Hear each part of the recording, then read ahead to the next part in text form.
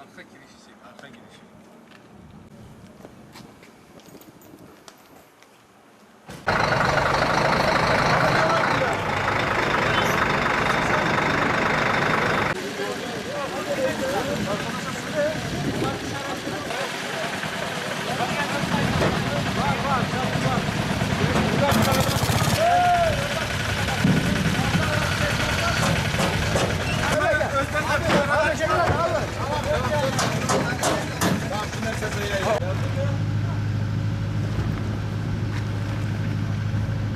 Akşam otururken geldi,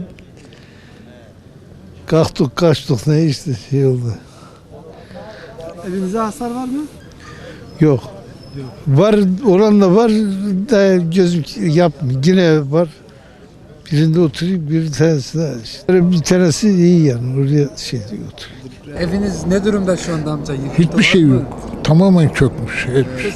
Burada değil miydiniz o zaman? Bu burada değildi. İyi ki burada olmamışız. Burada olsa ölmüştük tabii altında.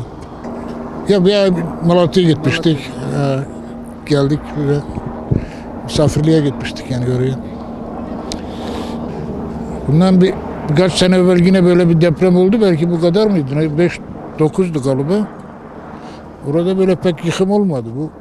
Bunlara başka insanın bir şey edecek hali yok yani. Ancak devlet bunlara sahip olur. Devlet bunlara yardım eder. Ve diğer kuruluşlar da yardım eder artık. Hani Kızılay olsun, şunu olsun. Bunlar da yardım edecekler yani. Muhakkak tabii ederler yani. Bundan birkaç sene evvel olan depremde benim evim güzeldi. Buranın evine göre tabii toprak evine. Akargas ev yani. Şimdi bu eve oturulur, ruhsat oturulur dediler. Ama koştum, kaçtım. Ve yerinden bir oldu. Bu depremde yıkıldınız. Hiçbir şey kalmamış.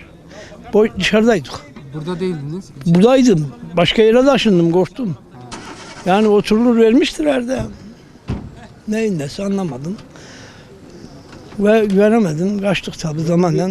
Özelliği şey Yok şükür. Evim var. Mağduriyet yaşamıyorsunuz. Yok şükür. Yok. Benden dardakine yetişsin Rabbim.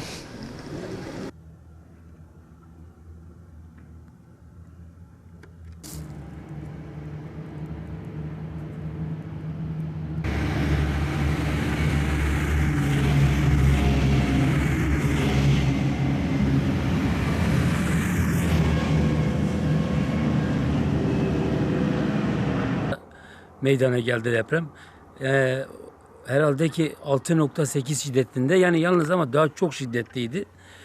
Zayiat çok çok eski yıkık eski evlerimiz vardı. Kerpiç evlerimiz. Onlar hepsi yıkıldı. Bak camiyi görüyorsunuz. Caminin minaresi yıkıldı. Camimiz yıkıldı. Milletin hayvanları falan telef oldu.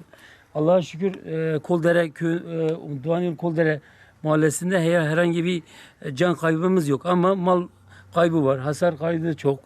Yani millet perişan durumda şu durumda. Yetkililere bir çağrınız var mı?